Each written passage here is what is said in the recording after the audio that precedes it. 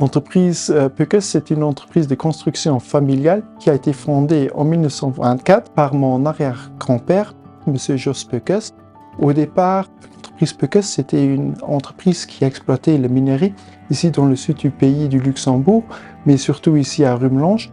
Et l'entreprise Peuckes transitait surtout dans la deuxième génération au cours des années 60 vers une entreprise de construction et de génie civil.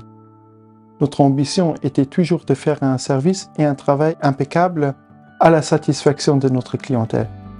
On a en 2017 commencé à instaurer le système de management qualité intégré et un des buts était de donner des appuis au service aux salariés.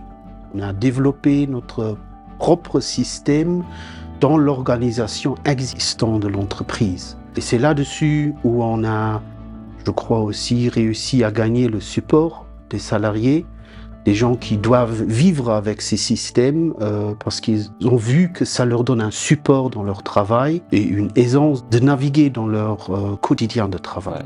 L'audit préalable prévu dans le cadre du PLQE nous a permis de rencontrer des experts reconnus du management de la qualité et de profiter de leur regard externe. Nous avons ainsi pu avoir confirmation quant à notre processus d'amélioration continue.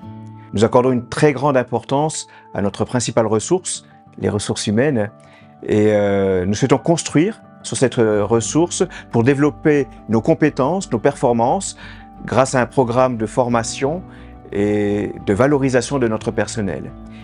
Et c'est précisément un des objectifs poursuivis par le PLQE et qui a pour objectif de le mettre en valeur, de le souligner et de l'encourager. Nous souhaitons également profiter de cette plateforme pour pouvoir communiquer sur ce qui nous caractérise depuis des décennies et qui est résumé par notre baseline Peuckes, l'expérience au service d'une qualité durable. Je pense que le secteur de la construction se trouve en pleine mutation. Actuellement, à court terme, il faut garder la crise conjoncturelle en mémoire. Celle-là, on va la contrer en améliorant nos performances en interne dans tous les domaines. Deuxièmement, et à moyen et à long terme, on a des défis majeurs dans tous les secteurs, une fois liés au réchauffement climatique, à la surconsommation des ressources naturelles et aussi à la transition naturelle. Donc il faut se préparer à une économie circulaire, à une décarbonisation de tous nos processus de travail et justement à un recyclage et à une alimentation avec des énergies renouvelables.